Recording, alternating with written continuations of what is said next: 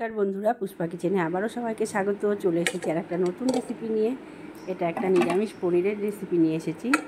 এখানে দেখো ছোট বড় সাইজ করে পনির কিছুটা কেটে নিয়েছি, তোমরা তোমাদের মতন আন্দাজ করে নেবে। এবারে দেখো আমি এখানে একটা ব্যাটার করে রেখেছি, সেই ব্যাটারটা দিয়ে দিলাম। এবারে আমি কিছু মশলা এর সঙ্গে অ্যাড করব। এখানে ছিল ধনে গুঁড়ো, লঙ্কা গুঁড়ো, জিরে গুঁড়ো, হলুদ, লবণ, স্বাদ অনুযায়ী একটু চিনি দিয়েছিলাম। এবার সুন্দর করে এর সঙ্গে আমি দিয়ে দেবো 3 চামচ মতন ঘি দিয়ে দেবো। দিয়ে এটা আমি সুন্দর করে মেখে নিয়ে রেখে দেবো, রেস্টের জন্য আধ ঘন্টা মতন রেখে দেবো। আর এবারে দেখো দিয়ে দিচ্ছি আমি একটু টক দই। এটা আমি যদিও ফেটে নিইনি, এর সঙ্গে মেখে নেব। এবার সুন্দর করে মেখে নেব। এটা নিরামিষ দিনে ভাত বা রুটির সঙ্গে খুব সুন্দর একটা রেসিপি, তোমরা দেখতে থাকো। দেখো এবারে আমি খুব সুন্দর করে মশলার সঙ্গে মেখে নিয়েছি, ম্যারিনেশন করে নিয়েছি। এবারে আমি এটাকে আধ ঘন্টার জন্য রেস্টে রেখে দেবো ঢেকে। দেখো খুব সুন্দর একটা কালার এসেছে। আমি এখানে লঙ্কার গুঁড়ো দিয়েছি, তবুও আমি কাঁচা লঙ্কা ভেঙে দেবো, এখানে চিড়ে দেবো না, ভেঙে দেবো। তোমরা পুরো রেসিপিটা আমার সঙ্গে দেখতে থাকো, স্কিপ না করে। দেখো লঙ্কাগুলো আমি ভেঙে দিয়ে দিলাম।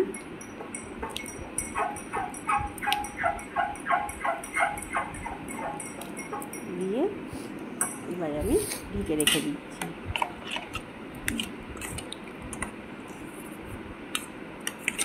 কিছুটা সময় ধরে খুব সুন্দর করে মেখে নিতে হবে। এবারে দেখো আমি একটা কড়াই বসিয়ে দিচ্ছি। আমি এই রান্নাটা করব সাদা তেল দিয়ে। এবারে আমি তেল গরম হয়ে এলে ফোড়নে দিয়ে দেবো আমি গোটা গরম মশলা, দিয়ে দেবো শুকনো লঙ্কা। এবারে দেখো ফোড়ন দিয়ে দিলাম। এবার যে ঢেকে রেখেছিলাম, এবার ঢাকনা তুলে এবার দিয়ে দেবো। না দিই, কোনো চাপ নাই তো। দেখো আমার ফোড়নটা হয়ে গেছে।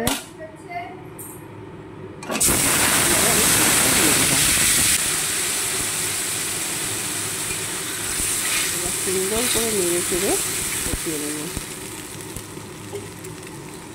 এখন গ্যাসের ফ্লেমটা হাই থাকবে, পরে আবার আমি মিডিয়াম করে দেবো। পাতিকে আমি কষিয়ে নেব। দেখো সুন্দর একটা কালার এসেছে।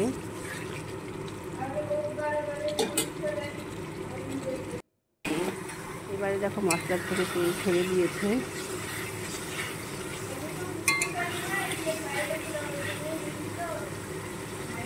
আমার এই রেসিপিগুলো তোমাদের কেমন লাগছে অবশ্যই কমেন্ট করে জানিও। যারা আমার চ্যানেলটা নতুন দেখছো সাবস্ক্রাইব করো, শেয়ার করো, সঙ্গে থেকো, পাশে থেকো। এবারে আমি গরম জল করে রেখেছি, সামান্য পরিমাণে 1 বাটি মতন গরম জল দিয়ে দিলাম। এবারে দেখো এটা ফুটে এলে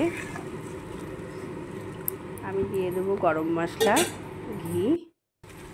দেখো প্রায় আমার হয়ে এসেছে, একদম গ্রেভি টাইপের হবে। যে দিয়ে দিলাম গরম মশলার গুঁড়ো, দিয়ে দেবো আবারও 1 চামচ মতন ঘি, দিয়ে আমি গরম গরম পরিবেশন করব। এবারে দেখো আমি পরিবেশন করছি। দেখো বেশ একটা গ্রেভি টাইপের হবে, খুব সুন্দর একটা রেসিপি। তোমরা অবশ্যই বাড়িতে ট্রাই করো, কমেন্ট করে জানিও কেমন হয়েছে। তোমরা সবাই ভালো থেকো, সুস্থ থেকো। আবারও তোমাদের সঙ্গে দেখা হবে অন্য কোনো নতুন রেসিপি নিয়ে। ততক্ষণ টাটা।